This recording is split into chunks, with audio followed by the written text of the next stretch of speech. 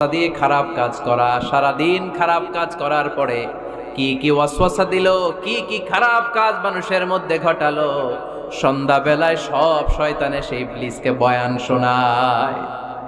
সন্ধ্যাবেলায় শয়তানগুলো এসে বলে, আমি এক লোককে দিয়ে মিথ্যা কথা বলিয়েছি।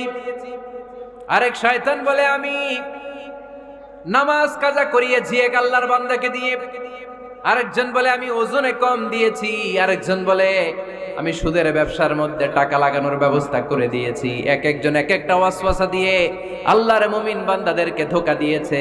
এগুলোর ফিরিস্তি এসে সব শয়তানেরা ইবলিসকে শোনায়, কিন্তু কোনো কথাতে ইবলিসের মন ভরে না। কোন শয়তান এসে বলে, আমি তো এমন মদের আড্ডাখানায় নিয়ে গেছি আল্লাহর বান্দাদেরকে, এগুলো নামাজই পড়ে নাই, খালি মদ খেয়েছে। আবার কিছু শয়তান এসে বলে, আমি ক্যাসিনোতে নিয়ে গেছি, ওখানে খালি জুয়া খেলছে। আবার কিছু শয়তান এসে বলে, আমি বাজারের মধ্যে